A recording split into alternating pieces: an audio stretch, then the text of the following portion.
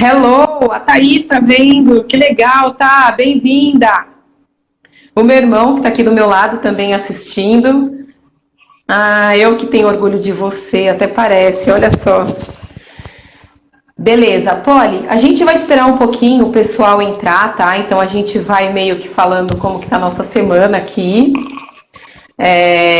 Como que tem sido aí para vocês essa questão da pandemia? Eu sei que tem a tia Neuza, a mãe da Poliana, para quem não conhece. Eu acredito que é do grupo de risco, né, Polly, por conta da idade, né? Uhum. Sim, É, é. E ainda bem que vocês estão aí juntos, né, e podem prestar o auxílio que ela precisar, né? Como que tá essa semana para vocês? Exatamente. E bacana que a gente é vizinha, né? Então facilita bastante. Sim. Aqui, na verdade, nós temos ainda eu e a Bia que temos asma, né? Então a gente também é enquadrada no grupo de risco. Nossa, é mesmo, não lembrava. Então, desde o início da pandemia a gente está só em casa mesmo, trabalhando de casa. Não são Uhum. dias fáceis, mas a gente também não pode reclamar, porque a gente ainda tem essa estrutura de conseguir trabalhar de casa, estudar de casa, né? Realmente, Óbvio, você tá agradável certo. não está sendo para ninguém, mas a gente tem que ponderar que dos males o menor, né? A O gente menor. tá seguro, está em casa, está empregado, conseguindo trabalhar, ou está produzindo, né? Uhum. Então, acho que Que é bom. importante para manter a mente ocupada nesse período.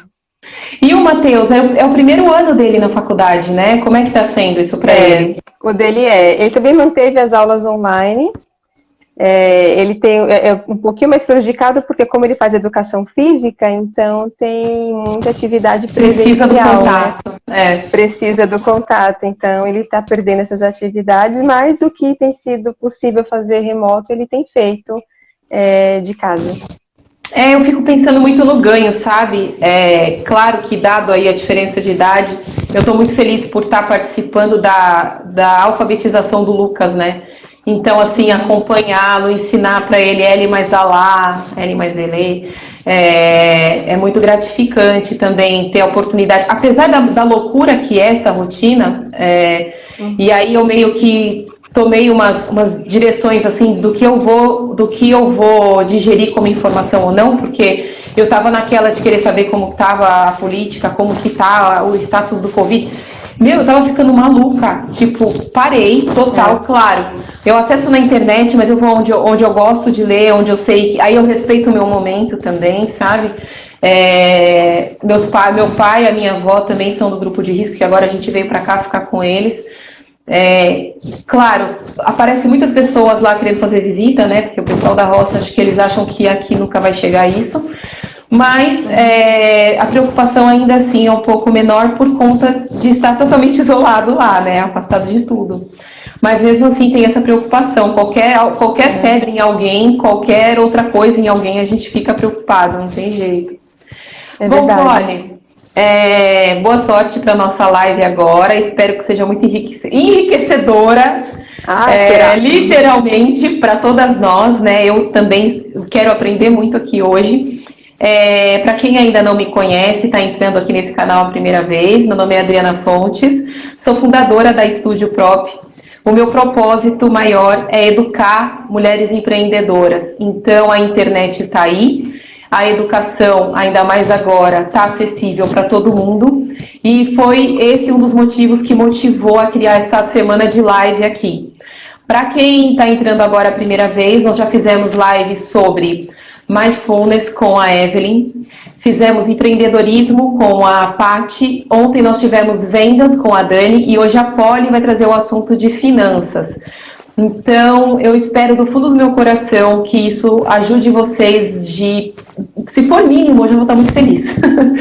E, por favor, ajude a gente a divulgar esse nosso trabalho, porque a gente está aqui voluntariamente, com muito carinho, para poder ensinar vocês, dar um pouco do nosso conhecimento aí para vocês. Olha, contigo, se apresente e pode já iniciar a tua live. Legal, e boa noite para todos, né, que estão aqui nos acompanhando. Então, eu sou Poliana Cabral Silva, né, conheço a Adriana aí já de longa data, né, então Esqueci fiquei de super falar feliz esse com esse detalhe. convite. Desculpa, pode. Nos conhecemos aí há alguns anos já. Não entrega a nossa idade. Conhecemos há alguns anos, tá tudo bem. Alguns anos. E fiquei super feliz com esse convite dela de falar de um assunto que eu gosto bastante, que são finanças, né? Para um público, a princípio, de mulheres empreendedoras, mas aí nós fizemos o convite, sejam todos bem-vindos, homens também. Sim, são todos não muito temos só bem-vindos. mulheres assistindo, todos muito bem-vindos. E, enfim, falar brevemente aqui a minha história, para quem ainda não me conhece. Né, eu comecei a trabalhar muito cedo, com 15 anos, né, que hoje em dia acho que nem é mais possível fazer isso, né, mas eu comecei a trabalhar lá atrás, com meus 15 aninhos.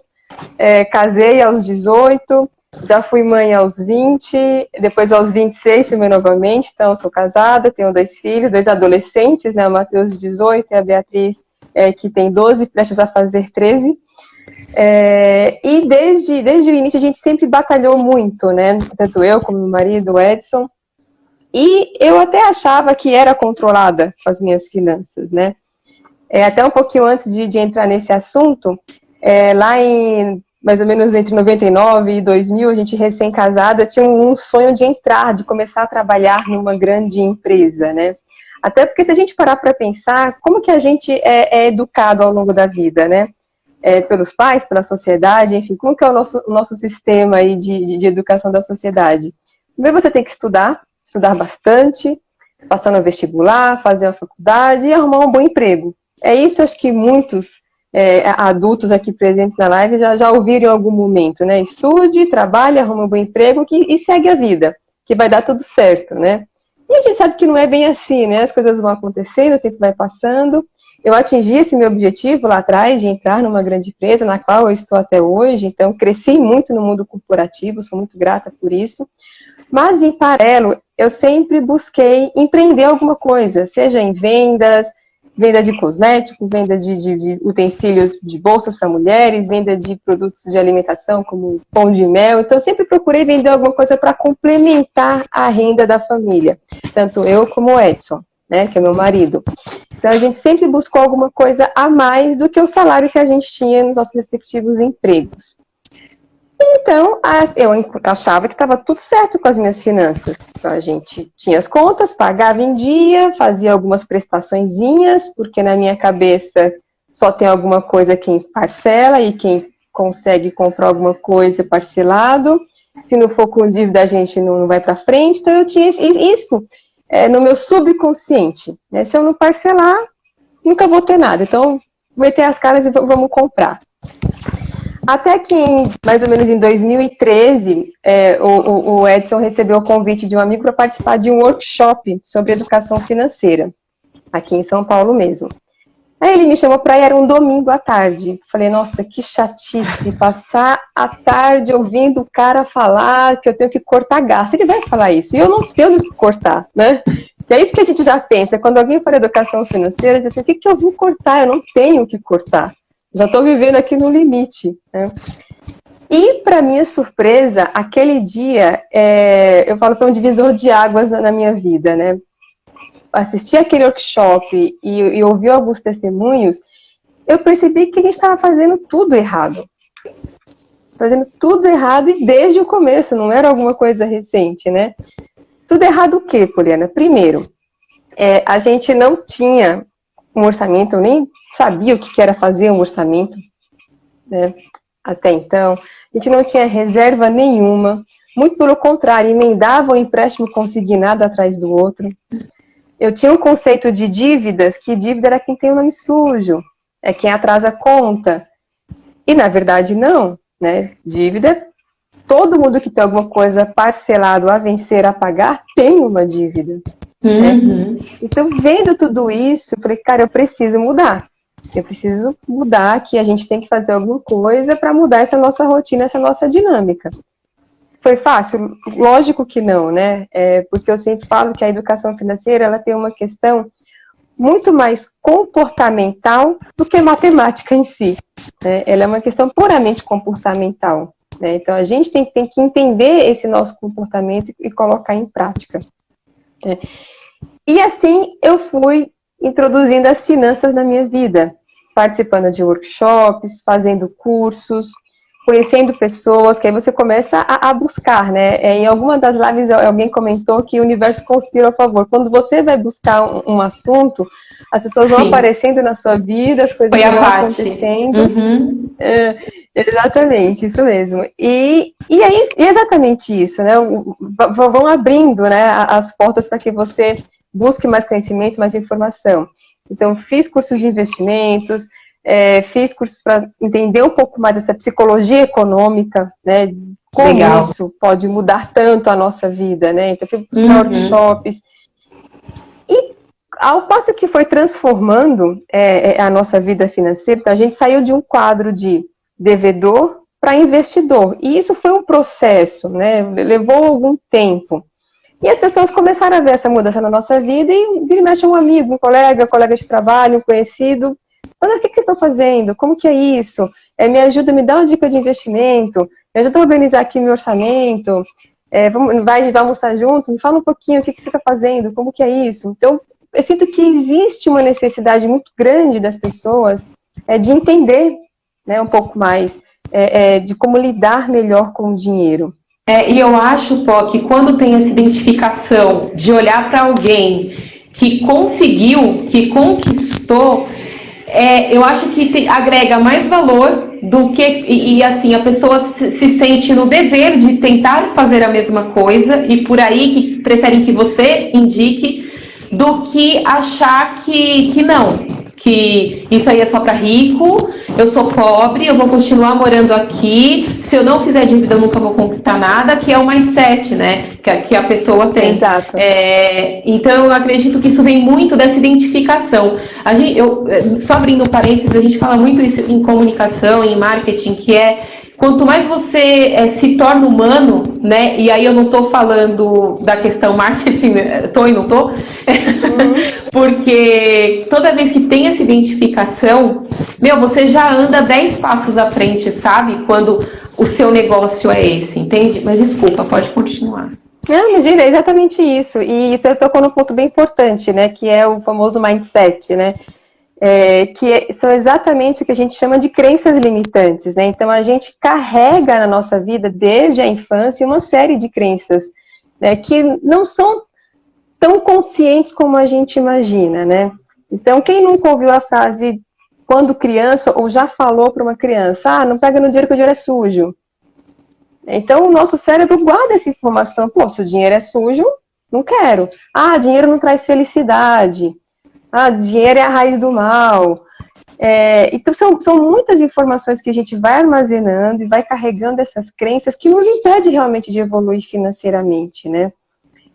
E eu acho que isso é um ponto muito importante, né? Cada um tem a sua crença limitante. Se cada um fizer essa análise na forma de falar, na forma de pensar, talvez aqui já ouviu, ou já até pensou, já ouviu de alguém, quando você tem lá um vizinho, um amigo, um colega, que ou troca de carro todo ano, viaja muito, quem nunca ouviu ou já pensou, nossa, mas todo ano troca de carro, fulano só viaja, deve estar roubando, só pode, né? Por quê? Ou seja, só pode ser próspera quem faz alguma coisa errada? Não é uma verdade isso, né? Ou que para ter sucesso o dinheiro precisa vir fácil, né? Exato, e não é bem assim, né? Não é. Eu conheço pessoas que ganham ali 2, 3 mil reais e vivem sem dívidas, vivem dentro do padrão de vida delas bem. E outras que ganham lá, têm rendas mensais de 10, 15, 20 mil reais por mês e estão endividadas. Né? Então, não está muito relacionada ao quanto você ganha, mas o como você gasta. Né? Exatamente. Como você gasta esse dinheiro que entra, né? O que você faz com ele. Esse é um ponto importante, né? Uhum. E até entrando um pouquinho do que a gente falou inicialmente, né? Dessas crenças limitantes, de como identificar. Então, uma vez identificado, reverter isso, né? A gente se policiar para reverter isso. Então, é muito comum, às vezes, quando a gente está falando aqui de mulheres empreendedoras, né? Quando tem filhos ou sai com alguma criança tem alguma coisa, a resposta provavelmente não tenho dinheiro. Ou na volta a gente compra. Na volta a gente compra. Gente, por favor, não façam isso com as crianças. Né? Você falar para a criança eu não tenho dinheiro, fala sempre isso para ela vai falar, cara, minha mãe, em algum momento ela vai pensar isso, minha mãe trabalha, meu pai trabalha, nunca se tem dinheiro. Então ele vai associar que trabalhar não é uma coisa tão legal assim, né? Porque quando eu preciso do fruto daquele trabalho, eu não tenho. Não tem. E na volta eu compro, você não vai comprar na volta. Então, a melhor coisa é se dizer, olha, não é nossa prioridade agora, em outro momento, em outra oportunidade a gente compra, agora não dá. Isso eu uso muito. Você me disse isso uma única vez, e desde que o Lucas se tornou uma pessoa com gostos e desejos, eu falo para ele, filho, agora não é o momento, é outra oportunidade, a gente compra. E quem escuta, dá risada, porque como assim outra oportunidade? Eu falei assim, não, nós não viemos ao shopping para comprar, nós viemos para olhar as lojas, para poder passear, né? Ai, que saudade do shopping, mas tá tudo bem.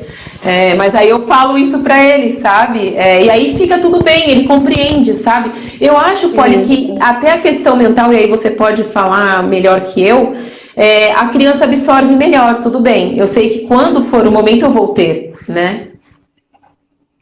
Exatamente. É lógico que para cada faixa etária a gente vai ter uma forma de lidar com a situação, né? Se falar para uma criança de 1 ano e meio, em outra oportunidade ela vai, enfim, não vai entender nada do que você está falando, né?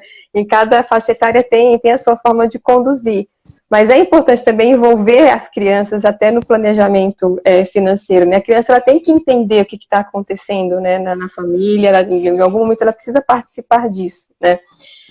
Uma coisa que as pessoas sempre perguntam, tá, Polly, mas por onde começar, tá? Eu já sei que eu não posso mais pensar essas coisas de que dinheiro é sujo, dinheiro não traz felicidade, mas como começar?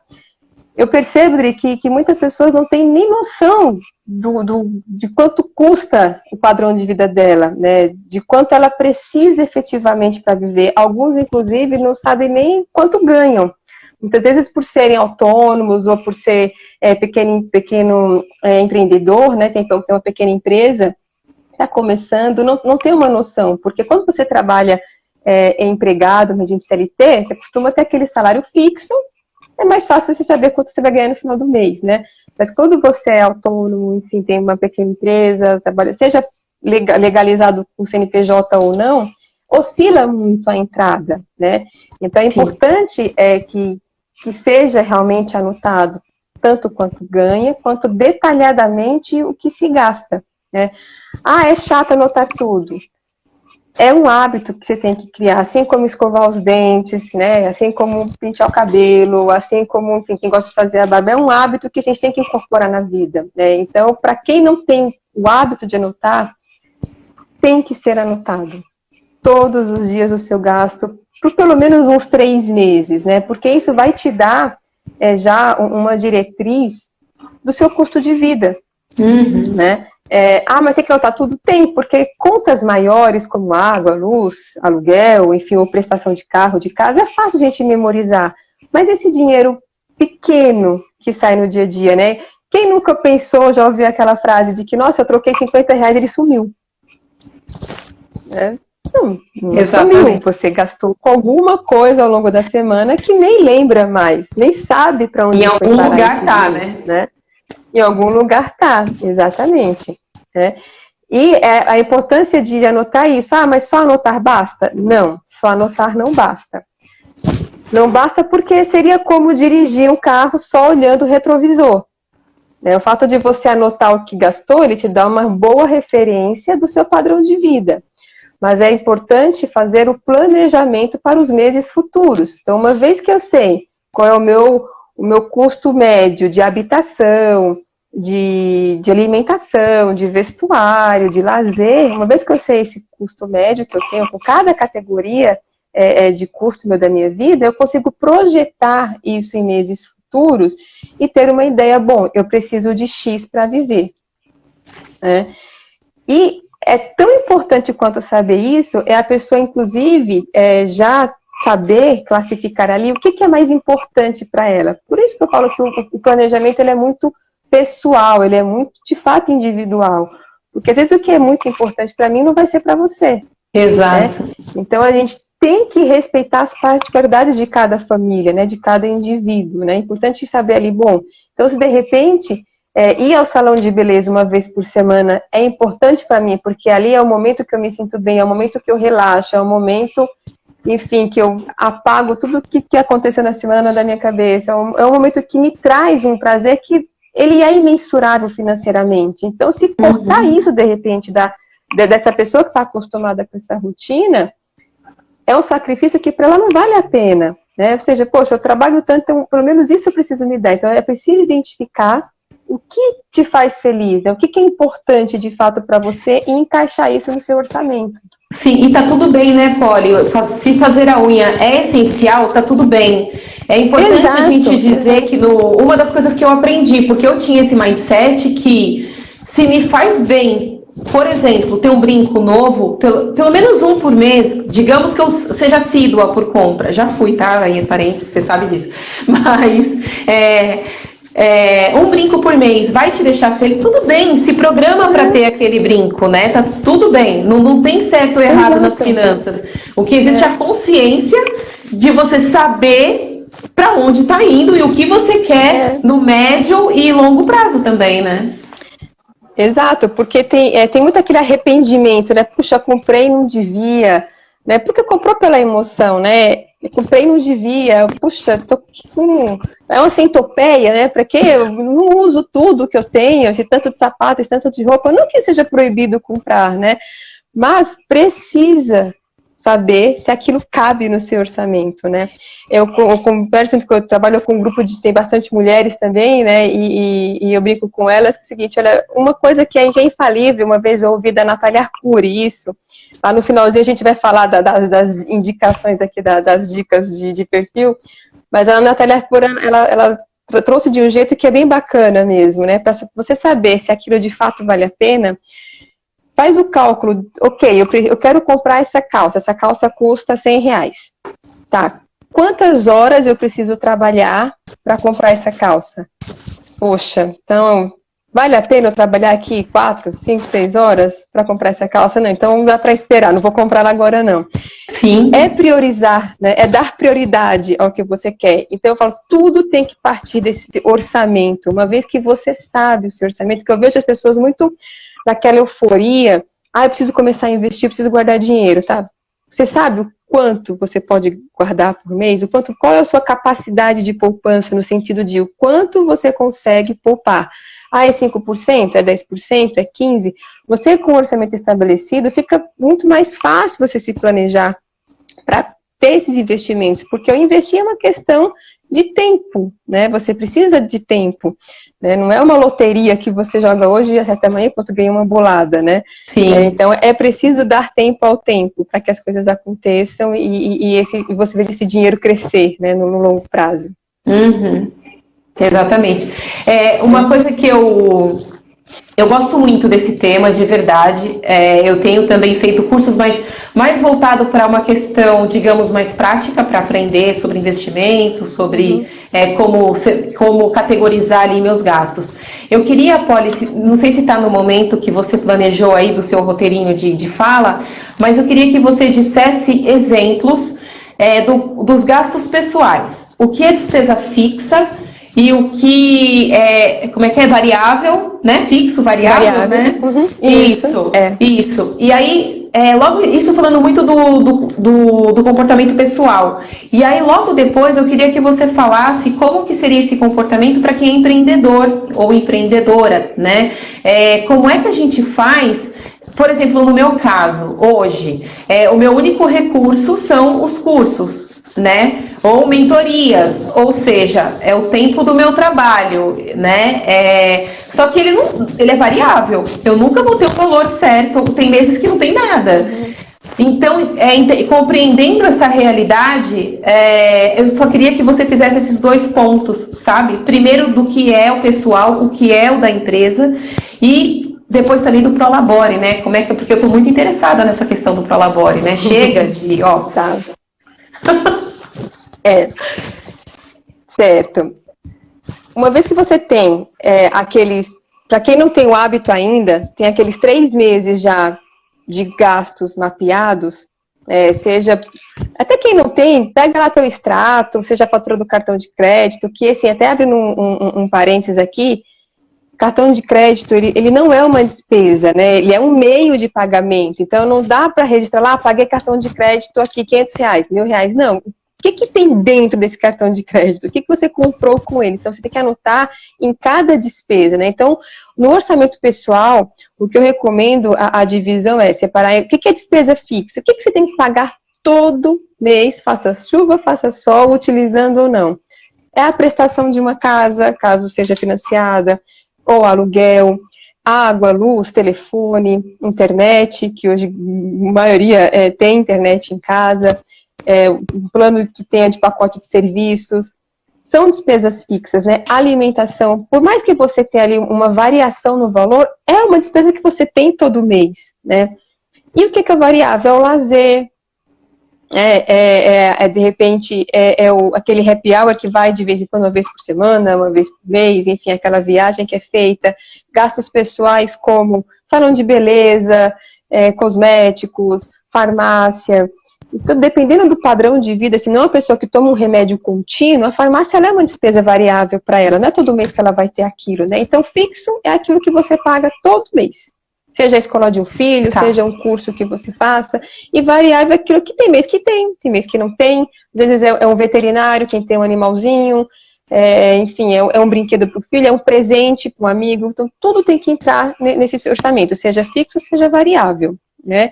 E é esse variável, e é uma coisa interessante desse ponto, que quanto maior for a sua despesa fixa, mais engessado fica o seu orçamento, né? Isso pode parecer meio maluco que eu vou falar agora, mas é uma regra de ouro no planejamento financeiro, é a gente viver 1 ou 2 degraus abaixo do padrão de vida que a gente poderia ter. Uhum. Então, se eu tenho capacidade de ter um padrão de vida, sei lá, de R$3.000, não, eu vou ter um padrão de vida ali de 2.500, porque eu preciso ter essa margem de manobra caso aconteça algum imprevisto, né? Então, quanto maior for a minha despesa fixa, mais engessado é o meu orçamento e mais complicado vai ficar se eu vier a ter algum imprevisto, né? E quanto seria isso? Essa despesa fixa ela tem que ficar ali entre 50% e 60% da sua renda. É a sua despesa fixa. O restante é importante deixar ali em variável, até para planejamento de investimentos e a realização de sonhos, né, de curto, médio e longo prazo. Uhum. Isso em relação ao orçamento familiar. E um ponto que eu vejo que é de muita dificuldade de quem tem empresa é separar isso, né? Ah, mas a minha empresa é pequena, poxa, nem CNPJ eu tenho ainda, então eu trabalho aqui de casa mesmo, enfim, produzo o que eu vendo, seja marmita, seja doce, seja lanche, produzo aqui na minha cozinha, então é difícil separar. A gente tem que procurar separar, porque teve um ponto também que acho que foi a Paty que falou, que eu achei fantástico, que a gente sempre trabalhou com profissionalismo. Acho que ela falou isso na live dela. Então, desde o primeiro dia que ela decidiu ser empreendedora, ela já teve uma postura de profissional, né? E separar as finanças pessoais da empresa é uma postura profissional. Por quê? Primeiro porque você tem que saber se a sua empresa está te dando algum retorno. Lógico que no início é muito comum você pagar para trabalhar. É muito comum, você tem que ter ali algum capital para investir na empresa e só lá na frente ela vai te dar algum retorno. Sim. Mas você precisa saber se essa empresa está no caminho certo, né? Então tem que mapear tudo da empresa também. Da mesma forma que a gente tem que mapear todo o planejamento financeiro pessoal, o da empresa é tão importante quanto. O que é a despesa fixa para uma empresa? É aluguel, caso ela pague, é o pessoal, caso ela já tenha uma equipe, o próprio salário, ou melhor, o prolabore, né, que é o pagamento do proprietário da empresa, seja a empresa só de uma pessoa, então ela vai ter o seu prolabore, isso é uma despesa fixa daquela empresa, então tem que ter contas, inclusive bancárias separadas, né? Hoje a gente tem as facilidades de bancos digitais, que tem isenção de taxa, então, poxa, mas eu não tenho CNPJ, abre uma outra conta, por quê? Você vai ter uma conta só para a sua empresa. Então, todo gasto e toda entrada referente à empresa fica naquela conta e você consegue acompanhar o faturamento dela. Ah, mas e se eu pagar alguma coisa no meu cartão de crédito? Lança como um reembolso para você. Você pagou com o seu cartão de crédito, tudo bem, não tem problema. Boa Por dica. exemplo, se eu viajo ao trabalho, na empresa que eu trabalho, se eu tiver alguma despesa, eu passo no meu cartão de crédito, a empresa me reembolsa. Isso mesmo para o pequeno empresário. Então, fez uma compra com cartão de crédito pessoal, até para aproveitar programas de milhagem, que tem vários por aí hoje, para ter cashback. Então, fez com o seu... A gente tem que procurar as oportunidades que o mercado nos oferece, né? Sim.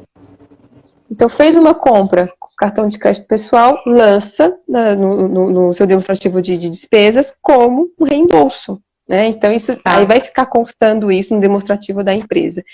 Então, esse fluxo de caixa de entrada e saídas é extremamente importante para uma vida financeira saudável, seja independente do tamanho da empresa. Tá, e como eu defino o meu Prolabore, Poli? Como tem algum estudo ou alguma técnica, não sei, alguma ferramenta, algo assim, para eu saber, porque dá vontade de tirar 90%, né, e deixar só 10% lá na empresa, entende? Pois é. Eu imagino que dessa vontade mesmo, só que aquele não ponto... que seja R$1 milhão. Mas há de ser um dia. Uma vez, Dri, que a pessoa ela tem ali, uma vez que você tem estabelecido qual é o seu custo de vida, aquele deveria ser o seu Prolabore. Né? Então, se eu sei que aqui, para manter, para custear aqui esse meu padrão de vida, se eu preciso de R$5.000 por mês, poxa, meu Prolabore tem que ser de R$5.000 por mês. Esse deveria ser meu Prolabore. Tá? Esse é o primeiro ponto. Dá para tirar da empresa o teu custo de vida, porque senão você vai ter que injetar dinheiro de alguma outra forma, né? Seja com sócio, você tem que ter algum capital de giro, porque toda empresa no início ela demora ali um tempo para te dar o lucro, né? Então, o Prolabore, ele tem que ser fixo. Isso que você falou é bem interessante, porque de repente eu tenho aqui, a pessoa tem lá a empresa dela, tá lá empreendedor ou empreendedor, tem a sua empresa, e trabalha de alguma forma com sazonalidade. Então, eu vou ter épocas que eu vou faturar um pouco mais, vou faturar um pouco menos. E naquele mês que eu faturei um pouco mais, eu posso pensar, puxa vida, podia tirar um pouquinho mais esse mês, né? Tá errado. Aquele a mais que foi faturado, ele tem que ser reinvestido na própria empresa ou ser direcionado para a sua reserva de emergência ou de oportunidades, né? Que é o seu colchão financeiro. A de oportunidade eu não sei, eu quero que você fale depois, mas continua aí. Tá bom. Então, toda vez que entra um dinheiro a mais, ele tem que ser reinvestido na própria empresa, né? Você fazendo um acompanhamento certinho de, da mesma forma que a gente categoriza o orçamento pessoal de que eu gasto com farmácia, com padaria, com açougue, enfim, toda aquela categorização que a gente faz de alimentação, transporte, educação, na empresa também tem que ser feita com impostos, custos fixos, custo pessoal, né, que envolve o custo ali de pessoal da equipe, né, ou de algum prestador que seja sazonal, que trabalhe para a empresa. Custo também com propaganda, com divulgação, porque ele pode não ser todo mês, mas em algum momento eu vou precisar investir, né, seja numa arte com profissional, seja numa divulgação, enfim. Então, isso também tem que constar no demonstrativo da empresa. E o Prolabore entra ali no custo fixo, né? Então, tendo isso muito bem categorizado, eu preciso também identificar dos produtos que eu vendo, ou dos serviços que eu presto, se for serviço, o que está me rentabilizando mais, né? Qual tem mais saído? O que me traz mais de retorno? Então, uma vez que eu tenho tudo isso muito mapeado, fica muito melhor de tomar uma decisão, né? Eu vou entender, eu preciso investir mais nesse produto, eu preciso investir mais, alavancar esse outro aqui, ou então vou tirar esse aqui de linha, porque isso aqui está me dando mais prejuízo do que lucro. Né? Então, toda essa administração que parece burocrática, parece chatinho, é o que vai nortear, né, o futuro dessa pequena empresa. Entendi. Tá certo. E quais são os investimentos? Os investimentos que você indica... eu tô te enchendo de pergunta, né? Se eu estiver te confundindo, você me fala. Mas é porque eu gosto mesmo de aprender ainda mais sobre esse tema e ter alguém disposto para falar sobre dinheiro, sobre finanças, né? Não é uma coisa que se encontra por aí a qualquer momento, não é mesmo? Então eu quero aproveitar também. Aliás, quem está aqui assistindo a gente já está com 17 pessoas online, Poli. Quem quiser tirar qualquer dúvida, coloca aqui nos comentários que eu vou fazer a pergunta para a Poli no momento que der para a gente fazer uma pausinha. Mas, Poli, uma coisa que eu tenho dúvida também, tá? Investimento para a Adriana, pessoa física, e para estúdios, podem ser os mesmos? Por que eu te pergunto isso? Os meus, tudo bem, vai de acordo com o meu objetivo. Se, sei lá, eu quero para reserva de emergência, ou se é para trocar de carro ano que vem, aí isso eu entendo. Mas para a empresa, né, eu entendo que também tem os objetivos, mas eu fico pensando na liquidez, né? Para quem não sabe, a liquidez, me corrija se eu estiver errada, Poli, é o prazo que a gente tem ali de resgate, o poder de resgate que a gente tem desse dinheiro, né? Então, me diz um pouco assim, se tem diversificação, que tipo de investimentos a gente pode fazer para uma coisa ou para outra. Não precisa entrar no detalhe do investimento, mas assim, só pontuar essa questão. Tá. O investimento para a empresa, ele tem um detalhe importante, né? Assim como a reserva, eu falo de emergência ou de oportunidades, porque quando a gente fala reserva de emergência, parece que é para algo negativo, né? E não.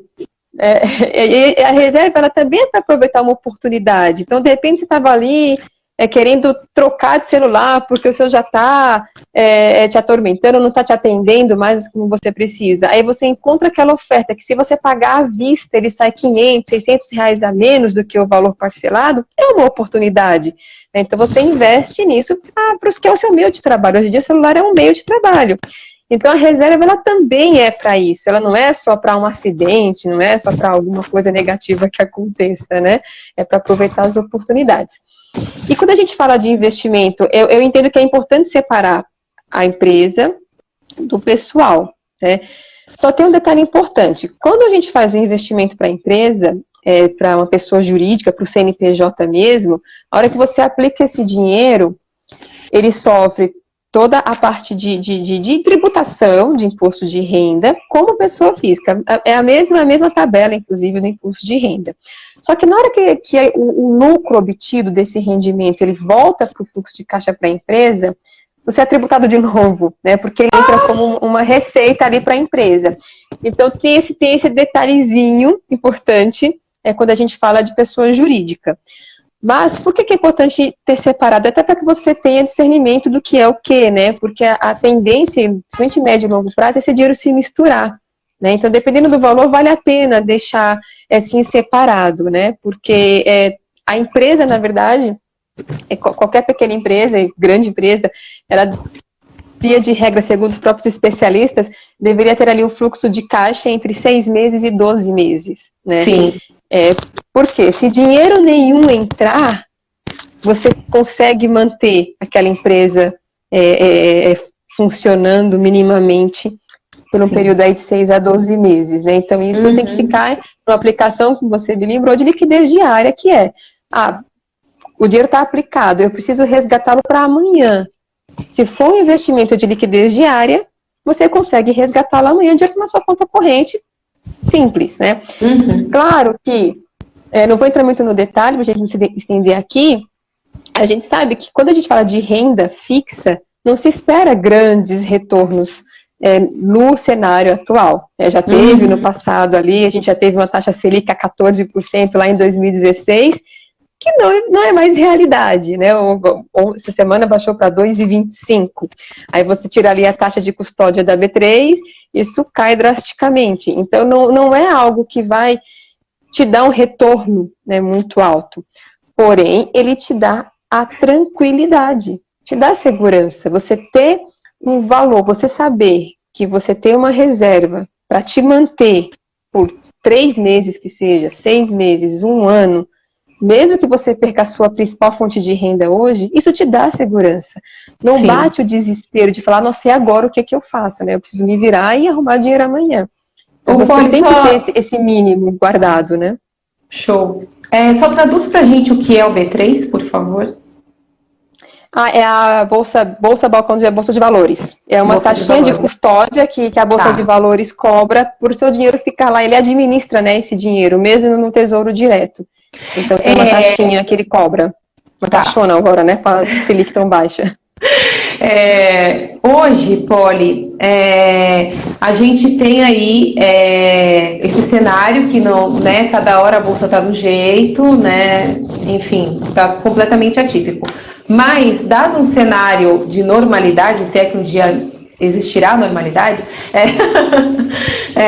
vamos supor, onde que eu investiria o dinheiro da minha empresa para ele render mais que a poupança? Porque eu não sei se você concorda comigo, mas a poupança é só para quem tem o Cid Nelson, que para quem não conhece a Natália Arcuri, Cid Nelson é o gerente do banco, só para quem é amigo do Cid Nelson, né? O dinheiro fica na poupança. Não sei se essa é a sua opinião, defenda a tese, mas onde que eu poderia aplicar o meu dinheiro para ter uma boa liquidez, rendendo mais que a poupança? Quase eu falo errado. Hoje a gente tem aí alguns fundos, né, de investimentos que têm indexados ao DI, né, ao CDI. Então, acho que é a melhor opção hoje. Então, uma vez que você tem, até os bancos convencionais já estão, os grandes bancos já se renderam e começaram a oferecer, né, para os seus clientes investimentos sem taxa de administração, sem taxa de custódia. Mas a gente tem as corretoras de valores, né, que aí não vou aqui recomendar uma específica, porque cada um tem mais afinidade por uma ou por outra, mas existem todas, e muita gente pergunta assim, mas como eu vou saber se ela é confiável ou não? Quando você investe o dinheiro, ele não fica na corretora, ele fica naquele investimento específico que você comprou, né? Então a corretora ela é só quem vai transportar ali, quem vai executar a operação para a gente, né? Mas quando a gente fala assim, qual é o melhor lugar para investir, né? Desde que tenha liquidez, um CDB, ou mesmo fundo, sempre indexado, né, ao CDI, que ele vai render mais que a poupança, porque a poupança, na verdade, ela rende 70% da taxa Selic, então ela sempre vai render menos, né? Então, mesmo com a Selic mais baixa agora, ela ainda rende menos que a Selic, isso no curto prazo, né? E se você tem o dinheiro, coloca o dinheiro na poupança hoje, e se você saca antes de 30 dias, ele não rendeu absolutamente nada. Né? Então você precisa deixar, já que se tiver na poupança, se tiver lá, tire o quanto antes. Não puder tirar, não tire no saque, não faça esse saque antes de 30 dias. Né?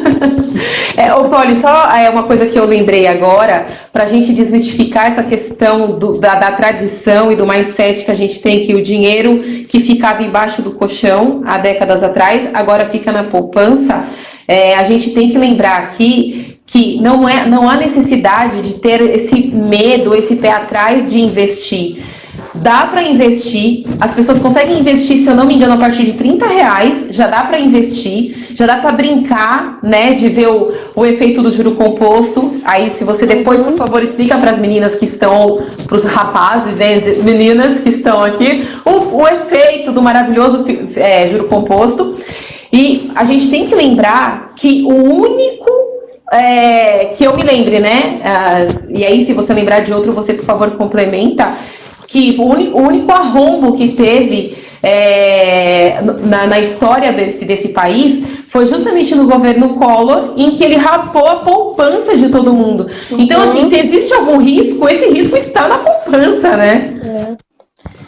E muito bem lembrado. E, na verdade, desde aquela época, né, foi criado o Fundo Garantidor de Crédito, que é FGC. Então, normalmente, as aplicações de renda fixa, ela tem essa proteção, né? E ela protege o quê? Até R$250 mil por CPF por instituição. Então, Poli, mas eu tenho aqui 500 mil, então você deixa 250 mil num fundo e 250 mil em outro. Divide, né? Porque você vai estar coberto, mesmo que você tenha mais do que esse valor guardado, né? Então, assim, quando as pessoas perguntam, qual que é mais seguro? Tem gente que acha que a poupança é mais seguro, tem essa crença realmente, né? Acredita que é mais seguro. O banco, ele pega o teu dinheiro que está na poupança e ele aplica no Tesouro Nacional. Então, aí, aquele dinheiro que rende a mais, fica para ele te dá um pouquinho, né? Então, eu não estou aqui criticando os bancos, é o papel do banco fazer isso, ele está lá para ganhar dinheiro, só que hoje... Inclusive, tem pessoas que trabalham nele, né, e depende dele. Desculpa te interromper. O banco faz o papel... Não, exatamente, o banco faz o papel dele, né? Ele vende os produtos, ele oferece e ele ganha por isso, né? É por isso que você vê que, independente de crises que a gente tenha no país, os bancos normalmente faturam bem, né? Porque eles vivem desse dinheiro, do nosso dinheiro, né? Do dinheiro das pessoas que deixam o dinheiro lá. O negócio que eu digo da população em geral, porque não está lá não. E é importante porque hoje o conhecimento ele está difundido, hoje a gente tem acesso a muita informação, né? Então o próprio Tesouro ele foi aberto para que as pessoas começassem a utilizar, porque 20 anos, no menos de 20 anos, em 2000, 2001, foi aberto para que as pessoas pudessem investir direto no Tesouro, né? Que é o Tesouro Direto. Até então não, só grandes empresas, só grandes fortunas podiam investir. Então, aquilo que você colocou esse mês, a partir de R$30, acho que é 30 e 35 agora, você consegue fazer o investimento, mas você encontra bons produtos com R$100, com R$50. Então, o que a gente precisa mudar, Adri, na verdade, é o seguinte pensamento, quando sobrar dinheiro eu invisto. Gente, não vai sobrar. Nunca. Esquece. Não vai sobrar. Não vai. Então, você precisa fazer o seu planejamento para que, na hora que você receber, seja um salário, seja a empreendedora receber ali o seu prolabore, seja um dinheiro a mais que entrou para a empresa por conta de uma venda sazonal, independente da receita que você tem, quando entrar mais, você já precisa destinar, eu falo, você precisa se pagar primeiro. Quem trabalha? Quem se dedica? Não é você? Então se pague primeiro. Né? O que a gente tem que tomar cuidado nem tanto o céu, nem tanto a terra. Eu não preciso também viver como tio Patinha, sair guardando tudo o tempo todo. Você precisa equilibrar. O que te faz bem hoje? O que é essencial para você? Né? E o lazer é mérito de todo esse esforço que você teve, né? Então, assim, não tá errado planejar uma viagem, colocar um anel de ouro na sua lista, se aquilo faz sentido para você. E você fez lá o seu custo 100 e vale a pena você comprar aquilo, tá tudo bem, né? É isso mesmo. Mais leve. É isso mesmo. É entender o que cabe no seu orçamento, o que cabe no seu bolso, né? O que você consegue fazer. Porque a gente tem uma cultura também de pensar assim, né? Poxa, eu não sei o dia de amanhã. De fato, nós não sabemos. Então, tem muita gente que fala assim pra mim, Paulo, eu vou guardar dinheiro e se eu morrer amanhã? Aí eu respondo, tá, e se você não morrer? E se você der o azar de viver até os 100 anos? Você vai fazer o quê? Vai esperar por caridade? Ficar nas costas de filho, de parente? Eu tenho certeza que é isso que você quer? Então, dá para equilibrar. Claro. Vive bem hoje e guarda um pouquinho para amanhã. Porque amanhã pode chegar, né? Exato. E se chegar, eu quero estar bem quando ele chegar. Né? Não quero ficar dependendo de ninguém. Sim. Ô, Poli, podemos fazer 2 perguntas que apareceram aqui? Claro. O Rafael está perguntando, veja se você entende. A taxa pode voltar a subir rapidamente ou não? Eu acho que ele se refere a Selic, né? Que a gente estava falando agora há pouco. Como que acho que ele quer saber como que é o comportamento da taxa Selic, eu acho. Tá. A taxa Selic, eu acho que dificilmente ela volta a subir num curto espaço de tempo, né? Isso é uma manobra aí, vou tentar explicar aqui rapidamente, é uma manobra é um recurso que o governo tem, né, para segurar a inflação, que a gente, na verdade, vivendo agora é uma deflação, né? Para segurar um pouquinho essa taxa de juros. Aí ela tem 2 efeitos, né? Um deles ela faz com que investidores migrem para a renda variável. Ela força as pessoas, ela força quem quer ganhar dinheiro a migrar para a renda variável, que é o que é bolsa de valores, é comprar ação, é comprar fundo imobiliário. Porque se eu não está me rendendo dinheiro aqui para a Selic, eu vou migrar para outro. Só que tem um lado negativo, que é o quê? Investidores internacionais, eles fogem do país. Né? Porque lá em 2016, quando a taxa estava a 14,25%, estava cheio de investidor estrangeiro no Brasil. Que era uma renda fixa das alturas, só que a gente tinha o quê? Uma inflação maior, taxa de juros muito altas. Poliana, mas eu não enxergo essa redução da taxa de juros aqui no meu financiamento. Vá até o seu banco, não nesse momento de pandemia, claro, se puder conversar pelo chat com o banco, pelo aplicativo é melhor, mas procure renegociar, porque há espaço para renegociação de uma taxa de juros, mesmo assinada lá atrás no financiamento, há espaço para isso. Só que, e quem consegue melhores taxas para aproveitar essa onda da Selic baixa? O bom cliente para o banco, aquele que paga em dia, aquele que não tem débitos lá. Então, normalmente o banco consegue taxas melhores para esses clientes melhores, vamos dizer assim, né? Que melhores clientes do banco.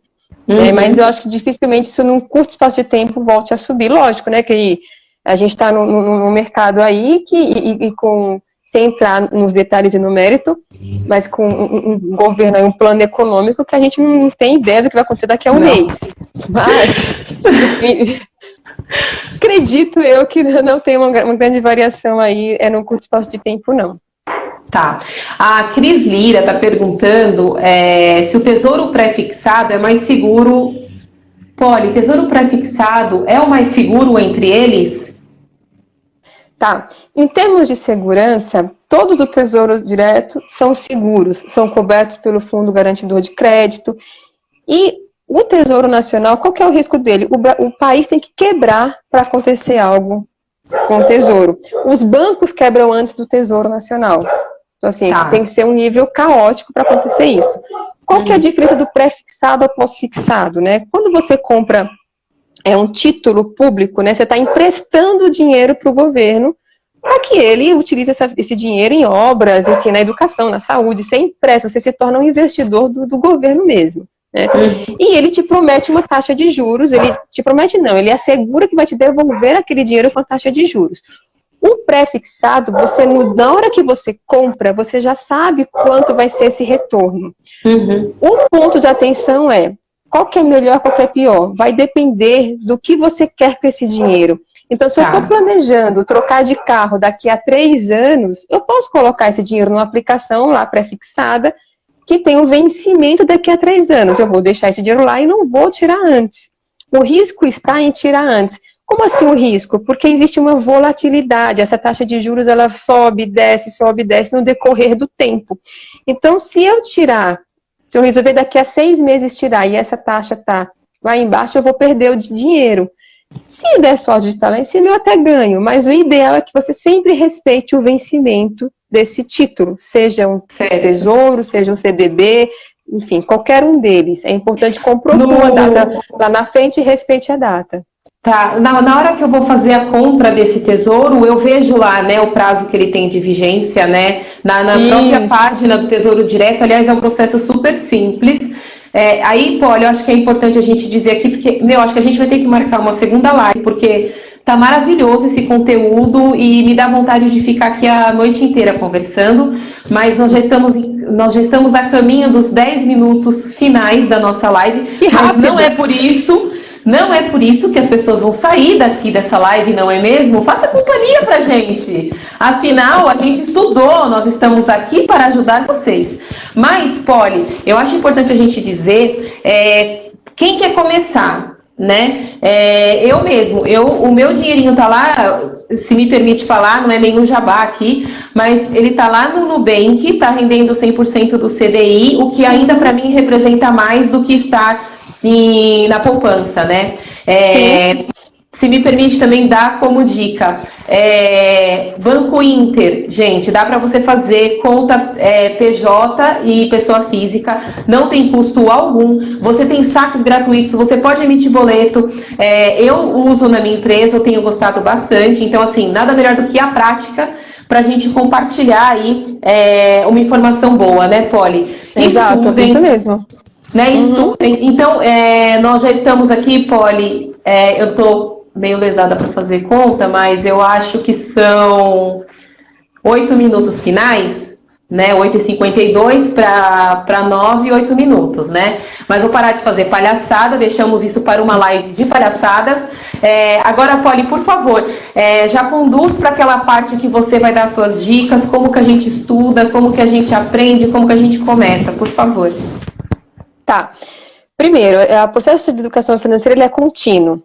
Eu vi essa live, eu vi um vídeo da Natália Arcuri, eu vi isso aqui, já sei tudo. Gente, não, ninguém sabe tudo nunca. Então, e por ser comportamental, é um processo contínuo. Então, tem que estar sempre se atualizando, sempre vendo. E uma vez que você começa a ver resultados, você não vai querer parar. Né? Isso é fato. Né? E esse momento que a gente está vivendo especificamente, com essa pandemia, limitados a sair, teoricamente, gastando menos, né? Porque se eu deixo de ir ao cinema, se eu deixo de ir a um show, se eu deixo de comer fora, se eu deixo de fazer happy hour, eu tenho algum impacto ali. Se eu continuo tendo renda, eu tenho um impacto financeiro na minha vida, né? Eu teria uma economia, vamos dizer assim. Estou deixando de ir em festa, não estou comprando tanto presente, enfim, e por aí vai, você tem um impacto econômico. Então a gente consegue, nesse momento, mais do que nunca, fazer o que a gente chama no mundo corporativo, que a gente aprende lá no curso de administração, o orçamento base zero, né? Que o orçamento base zero é o quê? Não importa quanto eu gastava com esse item, eu vou partir do princípio que, se eu tenho uma receita, se eu tenho uma renda, seja salário, seja prolabore, enfim, se a minha renda é de R$3.000 por mês, então eu vou fazer aqui um orçamento que caiba nessa renda e a partir de agora eu vou seguir esse orçamento, né?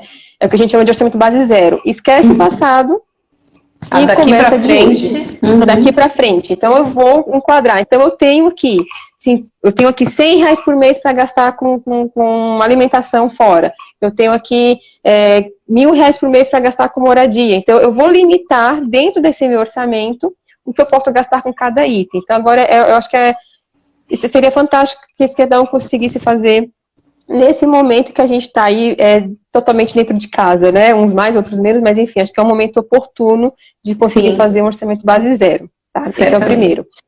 O segundo mas, cara, eu tenho muita dívida, eu não consigo, eu tô cheio de dívidas. Então, primeiro, conheça as suas dívidas. Liste todas elas, faça uma lista mesmo. É financiamento, é compra de carro, é de casa. Quais são as suas dívidas? Você precisa conhecer e não falar, puxa, deixa eu colocar isso aqui, deixa eu esconder, não quero nem ver isso. Não, você tem que conhecer as suas dívidas e, inclusive, ranqueá-las. Né? Qual que é o custo efetivo total? Todo o contrato que a gente faz com o banco, com financiamento, tem lá um tal de CET. Não é o CT que aplica multa, gente. É o custo efetivo total daquela transação, né? Então, você vai conseguir saber o quanto está pagando de juros daquela dívida, para que você consiga negociar e trocar, de repente, uma dívida mais cara por uma mais barata, né? Renegociar. Não tenham vergonha de pedir desconto. Lógico, né? Dentro de um limite aceitável, porque tem gente que também quer tudo de graça quando vê outro prestador fazendo, enfim. Então, eu não tenho vergonha. Então, você vai comprar alguma coisa e é X valor, o cara fala, isso aqui é R$500 no cartão de crédito, tá, vou te pagar em dinheiro, quanto eu consigo? Porque ele tem ali alguma margenzinha que ele consegue, de repente, ficar pagando à vista. E faça um planejamento, né? A gente tem o hábito de planejar tudo na nossa vida. Se eu vou dar uma festa, eu planejo.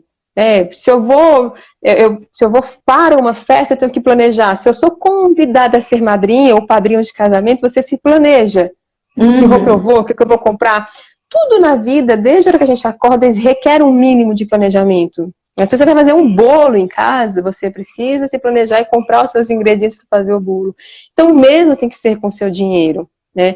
Sim. E tirar da cabeça isso de que ter dinheiro é negativo. O dinheiro, ele potencializa quem você é. Então, se você é uma pessoa boa, sensacional, com dinheiro, você vai ficar melhor ainda. Quantas pessoas você não vai conseguir ajudar se tiver dinheiro? Mas se você é uma pessoa, né, não tão boa assim, né, se você é uma pessoa egoísta, uma pessoa, enfim, você vai ficar pior com o dinheiro. Ele vai potencializar quem, na verdade, você já é. Ele não vai te transformar.